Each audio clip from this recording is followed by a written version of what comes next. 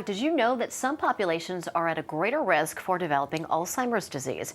Reports show Hispanics and Latinos are 1.5 times more likely to develop the disease than older whites and less likely to seek help for it. The Alzheimer's Association is trying to change that, and Connecticut chapter volunteer Maria Canales is joining us now. Maria, thanks so much for being with us. Thank you for having me. It is so important to bring attention to this. Why are Hispanics and Latinos more likely to get Alzheimer's? Great question. It tends to be that Latinos and Hispanics, we all tend to have greater health issues such as blood pressure issues, diabetes, heart disease, which have already been shown to have links to Alzheimer's. And therefore, because of this, we're more prone. Additionally, not having access to information in Spanish leads us to have more health issues. Right. If you don't have the access to the information because of the language barrier. Now, you teach classes in Spanish, educating people about what they should know about Alzheimer's. What do they need to know?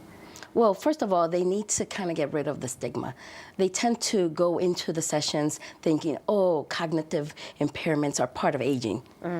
Once they get over some of these theories that they have, and then they start realizing that there's more than one person that has that, they start having that shared experience, and they trust each other. Right, because they might keep it in secret because they think they're the only person who's experiencing that. Exactly. And you don't talk about it, you don't know. Yeah, right. Culturally, there are differences. Exactly. Culturally, we do not share that information. So you get them that information, and I always make sure that they leave with our 800 number, which is 24 hours, 7 days a week, 1-800-272-3900, because I want them to know that, we have over 200 languages.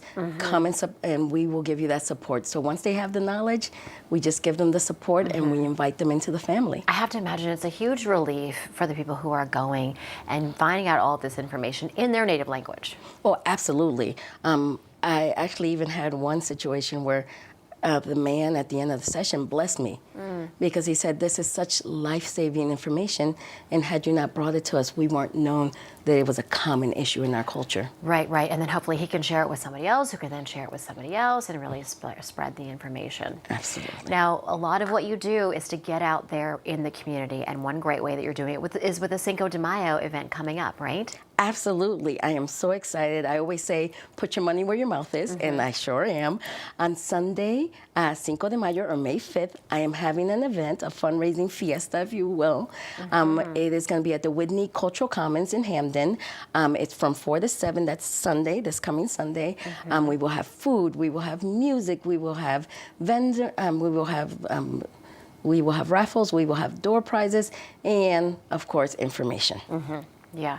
So anybody can go, right? Absolutely. Everyone's welcome. Please come out, support us.